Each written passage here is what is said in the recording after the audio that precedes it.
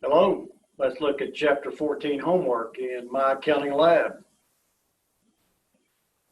Let me see if I can share that screen successfully.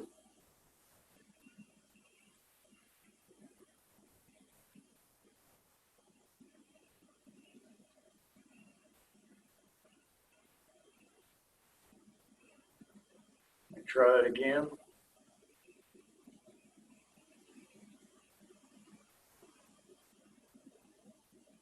All right, Chapter 14.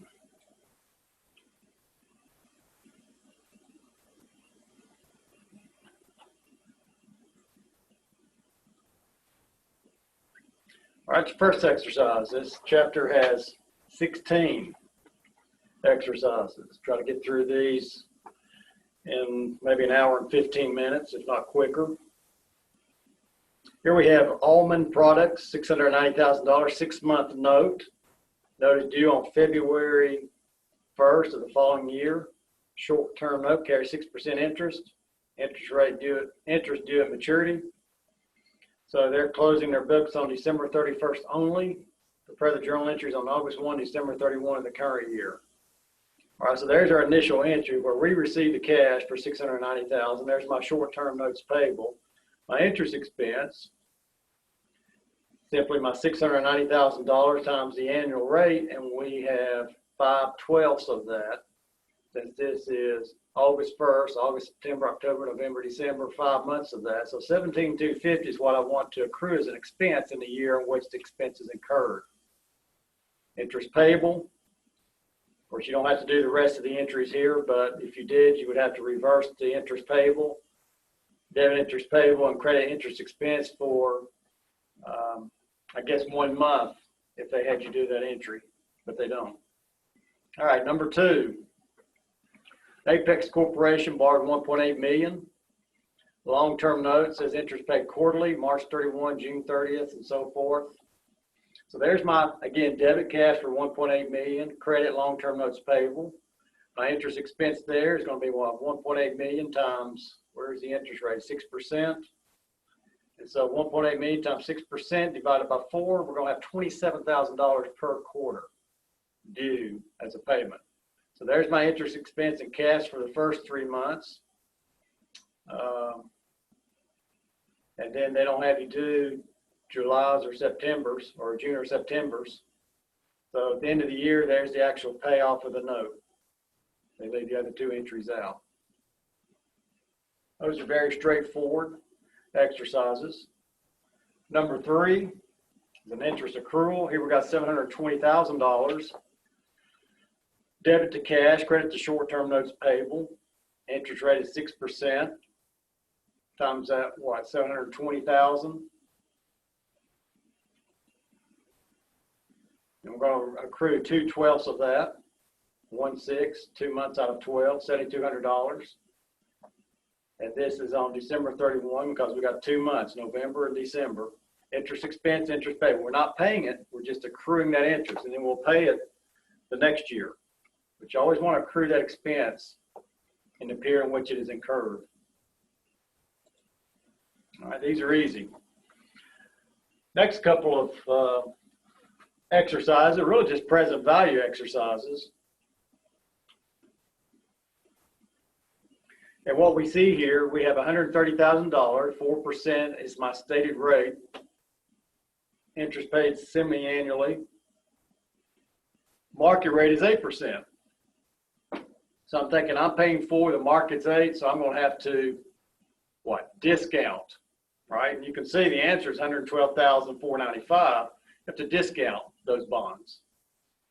All right, if you were to use this in Excel, which you need to know how to do, the rate's 4%. Interest is paying semi-annually, but this present value is based on the market rate of interest. So what they've done, they've taken the 8% and divided by 2. That's where the 4% comes from. It's not the face rate. It's the market rate divided by 2. I wish they hadn't used a multiple. That's confusing. But this is 8% divided by 2 is 4%. 8 periods, 4 years, 2 periods per year is 8.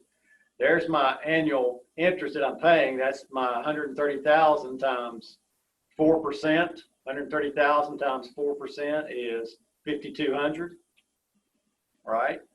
5,200 divided by 2 is $2,600 every 6 months, and there's my 130,000. So this calculates my present value. I'm not sure if I still have my pad I can write on or not. I don't see it.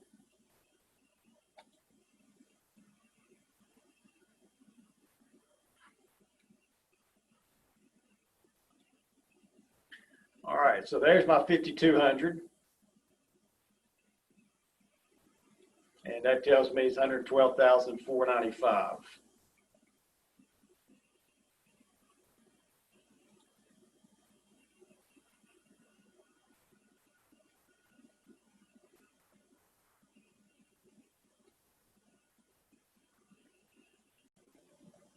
All right, let's see here.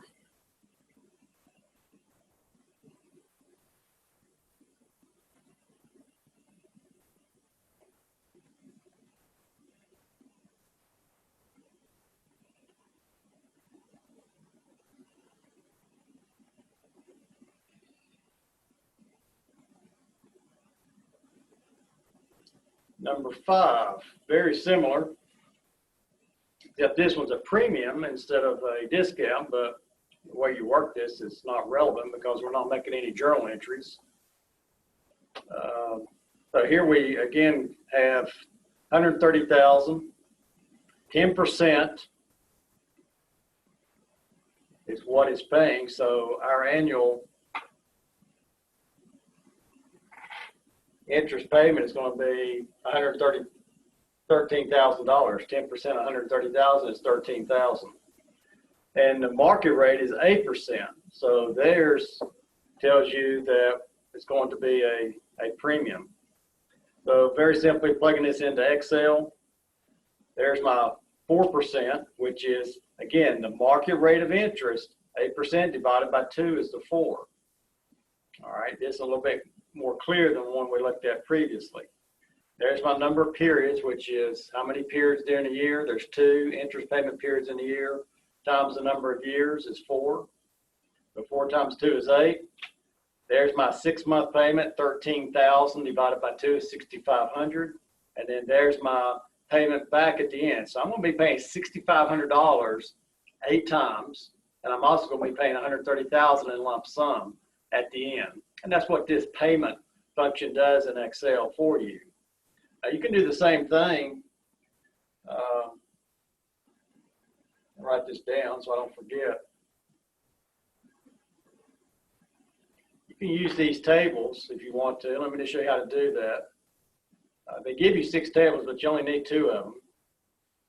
Present value of $1. All right, present value of $1 is what we would use for the 130,000. And that is for a period of 8 terms, right? N is equal to 8. So we can take N is equal to 8 and go out here to 4%, which is right there, 73,069. So 73,069 times 130,000 will give us the present value of the lump sum. We also need to do the present value of the ordinary annuity. Ordinary annuity means the payment is due at the end. An annuity due is at the beginning.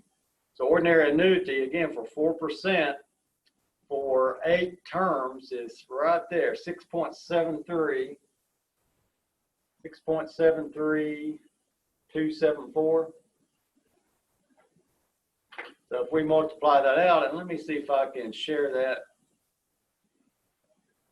notebook there and do the calculation on here. Here we have 130,000 times 0.73069.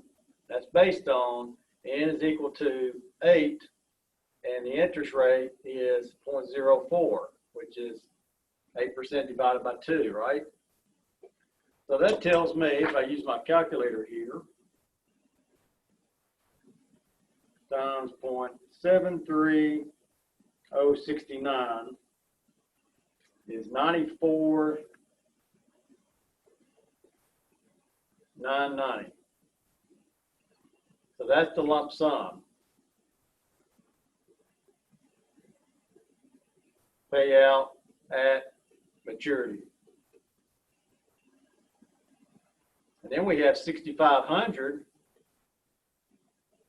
times 6.73274 that we're going to pay 8 times, right? That's what 6.73 represents. It's the present value of those 8 payments. So 6,500 times 6.73274 is 43,763. And so if I add those two together, that says the present value is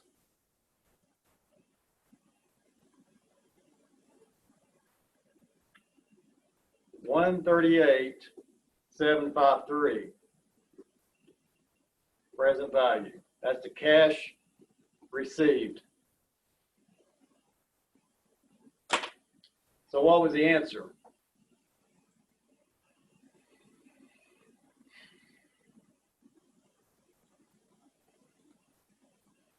$138,753. That was identical, wasn't it? That's surprising. It's usually off a little bit. Usually you have to use Excel to get your answer. So that's how you use Excel. Using the payment function, that's how you use these tables. Again, the tables to use are what? The present value of a dollar table for the total, the lump sum, the 130,000, and present value of an ordinary annuity, this second one here. Ordinary annuity, not annuity due, ordinary annuity. All right, so that's number 5. Number 6. Here's another present value. We're not going to work all of those. We're just going to assume what they've got is correct. You know how to do a present value now. We've done 2 of those. So we're going to assume the present value here, we've gone through that same process of figuring this out, right? There it is. You need to look at it. And so the question is, what journal entry are we going to make here? Well, 913,698 is the present, or 914,698 is the present value, but it says they paid $1,000 in underwriting fees.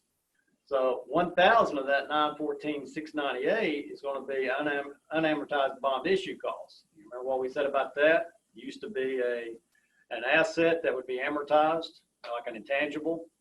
But now that unamortized bond issue cost is a liability. Still has a debit balance to be amortized, straight line over the life of the bond. All right, so the difference between 914,698 and $1 million is always bond payable. That's my discount on bonds payable. Plug number 85302. All right, number 7. Another present value. This one looks like it's a premium based on my notes here. Again, doing the present value. You want to calculate what's the interest payment first. 500,000 times the stated rate, 10%, $50,000 a year. But it's every 6 months that you're paying it, so it's really 25,000. So 25,000 is my payment. The market rate of interest is 6%. So 6% divided by 2 is 3%. Right, there's the 6% right there. Here at the top, divided by 2 is 3. And it's 5 years, but it's twice a year, so it's 10. So you divide your interest rate in half and multiply the number of payments, or the number of within the year, by 2. All right, so that gives you the answer there of 585,302. And so my journal entry here, and again, they're giving you the assumption that there is $3,000 of underwriting fees. There it is. So $3,000's got to come out of those cash proceeds, because you're paying that out of the proceeds. So 585,302 has been reduced by 3,000 to give you 582,302. All right, bonds payable is always face value. And so my plug number is going to be the premium on bonds payable. And you know it's a premium because you've got to make a credit entry for this thing to balance. And a credit entry with bonds payable has a credit entry tells you it's going to be more than the cash, or it's going to be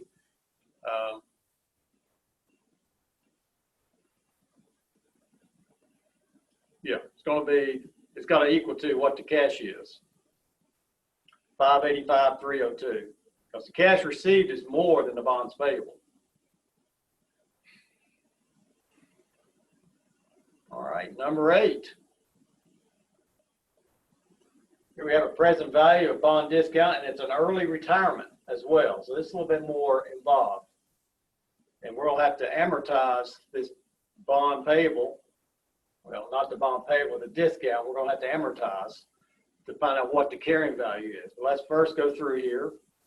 And it tells us that, well, they don't even have you do the entries, do they? All right, so let's just take a look at this then. What is the actual present value?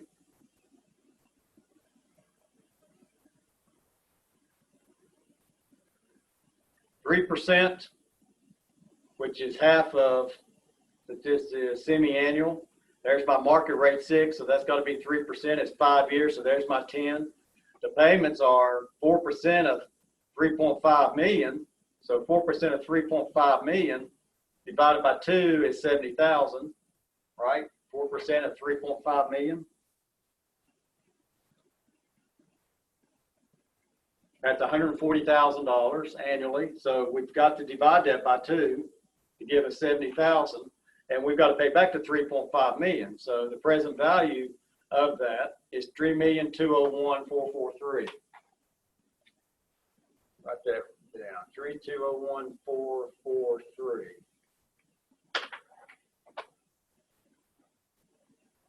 And the face value is 3.5 million. All right, let's go over here to the notepad and see if we can work through this, because the assumption here in making the journal entry is they retired the bonds at the end of the first year. So you've got 2 periods that you've paid $70,000, and you've also got 2 periods that you have amortized the discount. So let's go over here to the notepad. Let me clear that off.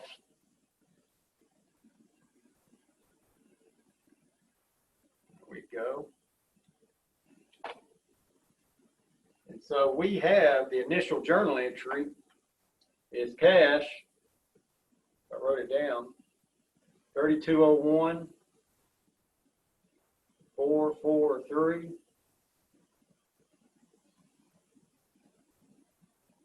Bonds payable is, what did we say? Short memory, was it 3.5 million?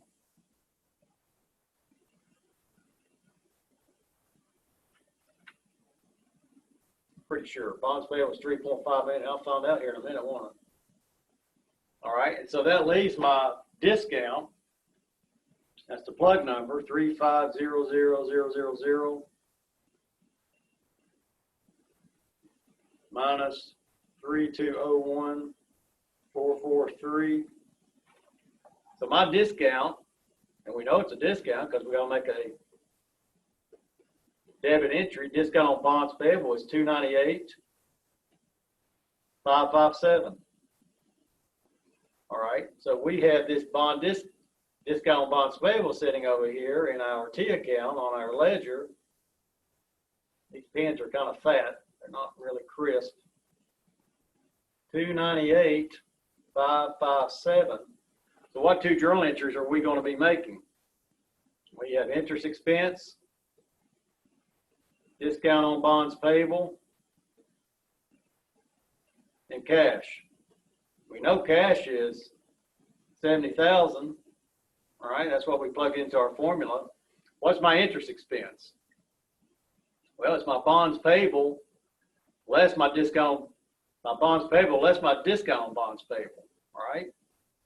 Bonds payable is sitting there all by itself at 3.5 million. So the balance, the carrying amount, as the book calls it, the carrying amount is 3,201,000. It's the cash amount initially. It's going to change after this first one. So 3201,443 times 0.0, what did we say that was? 4%?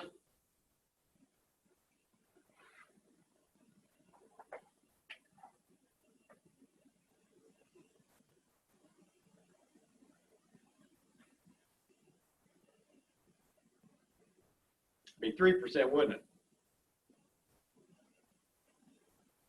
That's what we use for the present value. Yep, almost made a mistake. So 3% is what we want to multiply our balance by.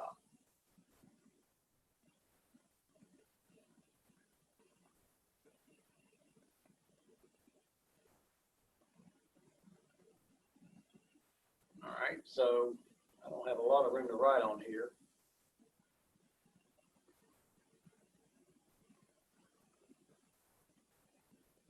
Three, 201,443 times 0.03. That's going to be my interest expense. 3201,443 times 0.03. So my interest expense is 96,043. So what does that leave as my discount on bonds payable? Remember from the lecture video, I said the plug number is always the amortization under the effective rate of interest method. Yes. So 96,043. I can do that without a calculator, I think. What is that? 26,043. All right. So I post that up here. This is General Journal on the left. Post that up here is 26,043. Gives me a new balance, doesn't it? 298,557 minus 26,043. 272,514. All right. So there's my first 6 months. What about my next 6 months? All right. The next 6 months, same journal entry titles. The amounts are going to change, aren't they? Not the cash, but the other two. So my new balance is $3,000,005. I take $3,000,005 minus that for our next 6 months.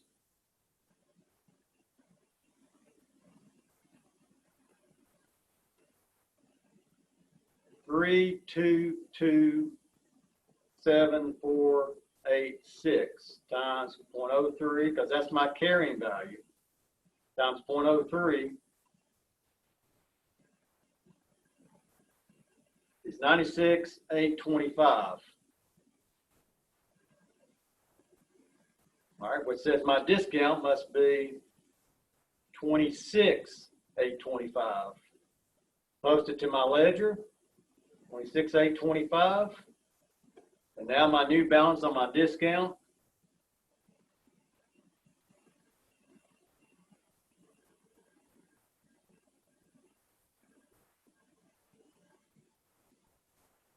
$245,689. And the reason we're doing that is because this is going to be retired early, retired after only 2 payments. And so I've got to zero out this $245,689, $245,689 with that journal entry. I've got to zero out my bonds payable, don't I? Make those zero. That's got to be zero because it's coming off our books. So that should be what we see over here for the solution, $245,689. So let's go here and see if I did it right.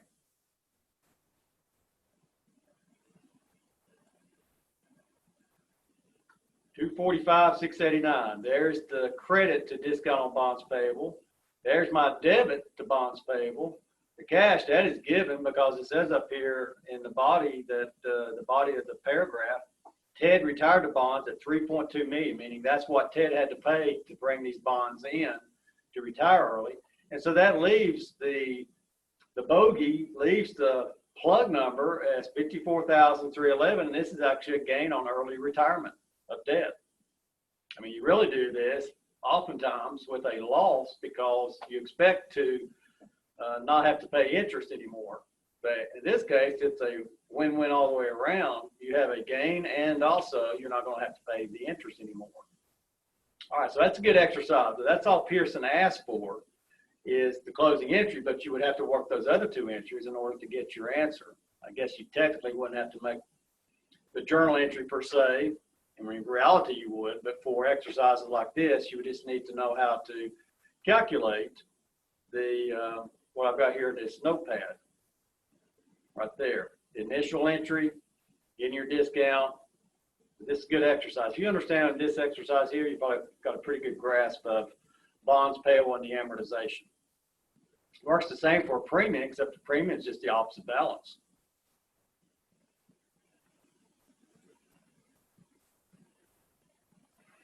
Okay, that brings us to number 9.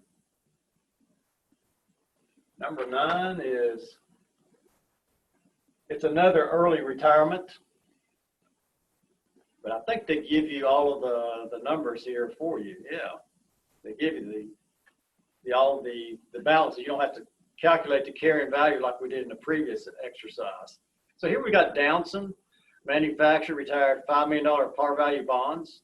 So you know, if you're retiring bonds, they have a credit balance. It's got to be a debit to bonds payable, right there, $5 million. And they did this for cash of $5,724,000. So there's your cash payment.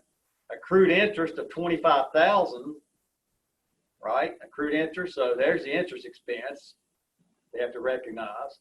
The carrying value of the bonds at retirement is $5,372,550. So that tells you if your bonds payable is $5 million and the carrying value is $5,372,000. Well, if you got $5 million, the other $372,000 must be a premium balance because it's got a credit balance, right? $5,372,550.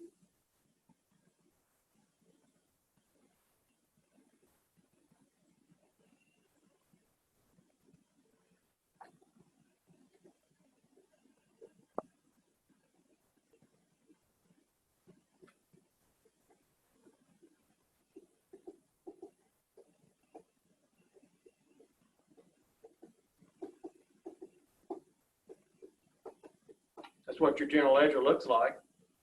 If that's $5 million and it tells you it's given that it's $5,372,500, then you obviously have to have something with a credit balance, and only a premium has a credit balance, right?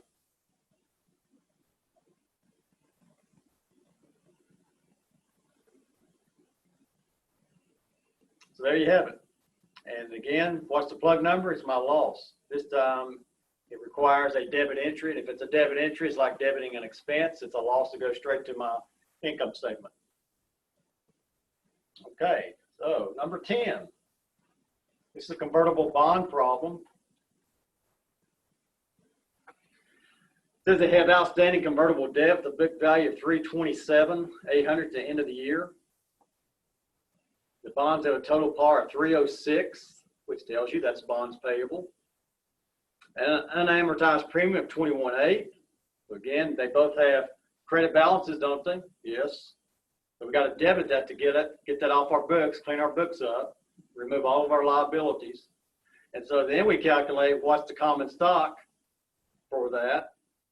Each $1,000 bond is convertible into 50 shares of $2 par value common.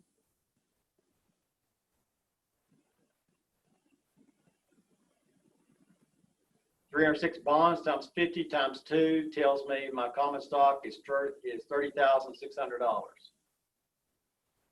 right, $306,000 par, each $1,000 bond. So 306,000 divided by 1,000 is 306 bonds. So 306 bonds, and each bond converts to 50 shares. So 306 times 50 shares of common times the par gives you the common stock journal entry. And then the plug number is additional paid-in capital to make this thing balance. You always throw it into additional paid-in capital. All right, number 11. I'm going quick because you can pause this and think about it. You don't have to go at the same pace that I'm going. Number 11 is about warrants. And this is the proportional method. Number 12 is going to be about the incremental method. But here in the proportional method, what we have is this company issues 6,100 as $1,000 par value bonds for 1,530. 6,100 times 1,530 should be what? The cash proceeds? Well, it tells you. You don't have to calculate it. 9,333. And so the question here, when you've got warrants, are they detachable or not? These apparently are detachable by looking at the solution. I'm sure it says that here somewhere.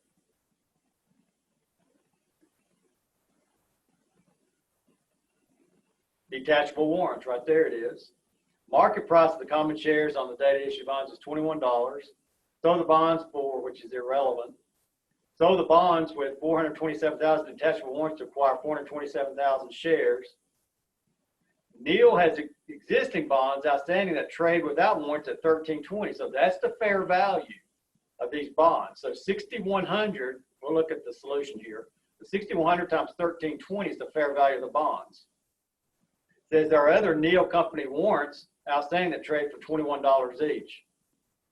All right, so there's 427,000 of these warrants with a fair value based on other warrants for $21. So that gives us what the total fair value is. And so let's look at the solution here. I will have to write it all on there and where you can't read it. So there's my 6,100 bonds, right? 1320. That's the market price of other bonds that are selling, not these that we're selling, but other bonds. And then there's my warrants at the market value of existing warrants. And so that gives me a total market value of $17,019,000. And there's your percentages. And so the easy way to work this is take the warrants, 52.69%. So 52.69% of the cash proceeds, wherever that was, 9,333, right? That's the cash proceeds, times 52.69%, the second line, 49,17,558 is the easier of the calculations to put on your books. All right, let me show you that. There's the cash I received. There's the additional paid in capital we just calculated. There's the 6,100 times 1,000. There's my par value. And so the plug number becomes the discount on bonds payable, 1,684,558. Although you can calculate that, right? You can if you want to, but that's the harder way to do that.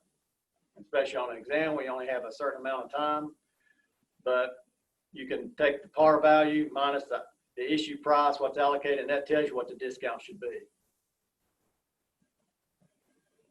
I always do the stock warrant on the proportional method. Make your discount the plug number.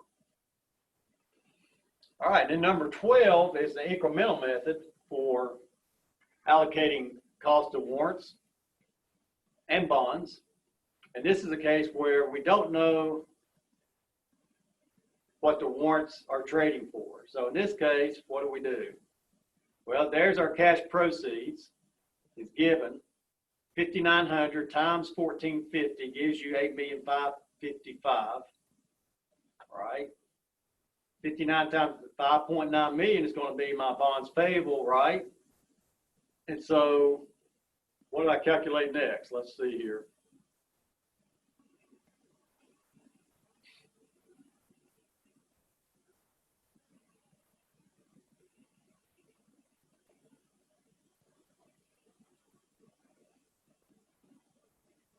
Market value of the bonds, which is the 5,900 times 1,340, and these aren't those bonds. These are other bonds that are similar. They're already trading in the market.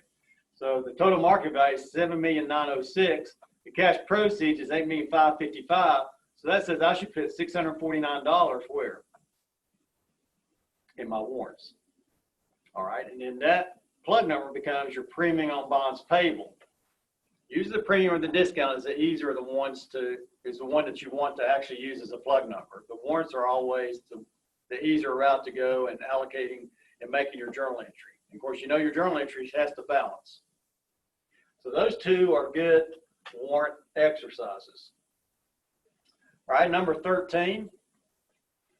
This is similar to what we looked in the PowerPoint, talking about reclassification of financing liabilities. Fiscal year end December 31, 2015, report 192,500 in short-term notes payable. On April 1, 2016, on its year-end balance sheet. But it says Severn Woods extended the due date for this debt to January 31, 2017. So based on December 31, 2015, you are beyond 12 months. So what was short-term debt really should be long-term debt, shouldn't it? And it says the bank agreed to 160,000 of this, not a loan, extend the debt term for 160,000, not the entire 192.5. 32.5 is still due on the original date. So we just need to take 160,000 that's sitting out there on our books at December 31, 2015 as short term and put that as long term, even though we didn't find out about that until we got into the new fiscal year. So there's a journal entry. Reduce short term notes payable, put it into long term notes payable. 14, compensated balances. This wasn't really in the lecture notes as far as the PowerPoint. It's left out. Well, what we have here, and let's just walk through this. We have Mega Brands borrowed $1.5 million from Tell City Bank, and the note payable has a term of 15 years, carry a 4% coupon interest. Due to an inadequate credit score, meaning they've got some financial problems, Mega Brands agreed to several restrictive debt covenants. The debt agreement requires the company to maintain a compensating balance of $150,000. And on December 15th, Mega was forced to draw down on the compensating balance to meet working capital requirements. The loan became callable because of this, but they granted them a waiver. Well, if they grant them a waiver, nothing's really changed, has it? So how should Mega classify the $1.5 million note payable on December 31? Note payable will be classified as non-current liability. It's not going to come due, as it could. And so if it's not coming due, there's no entry required, making it current, right? So I'm talking about a short answer. Good exercise, though. Then number 15, we're going to skip. In fact, I may just delete that before you even see it. But if you get 15, skip that. And then finally, number 16 has to do with 5-year bonds. I think this is a present value bond discount table. Instead of using a T account, they're using tables. So let's go through this one. It's a good exercise. $900,000 par value, 4% 5-year bonds paid semi-annually. So 4% of 900,000. Make some notes here.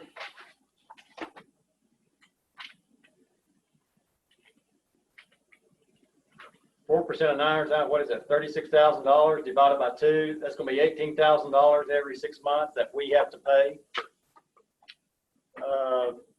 The market rate is 6%, which is really 3%. These are 5 years, so 5 is really 10. N is equal to 10, 3%. So if we, and I'm not going to show you how to use the tables again, there's my 3%. Well, first of all, there's the 900,000 to 4%. There's my $18,000 interest payment, $36,000 a year, $18,000 every 6 months. My market rate of interest is 6%, so divided by 2 is 3%. And there's my 10, 5 years, twice a year is 10. There's my $18,000 every 6 months. And then there's my final $900,000 I have to pay back at the end of those 5 years. So that says my present value is $823,228. All right, you should know how to do that by now, correct?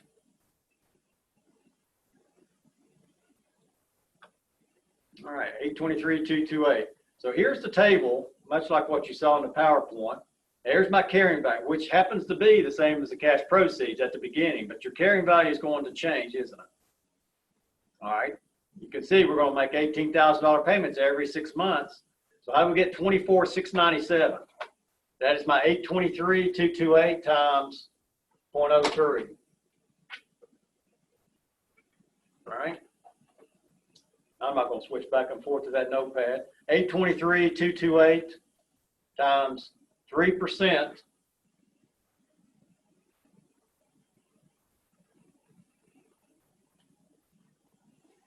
is 24,697.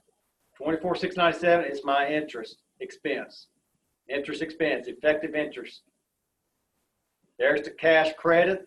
There's my interest expense. The difference is what? My discounted premium amortized. And in this case, it's what? It is a discount, right? $900,000, you only got $823,000, so that's a discount.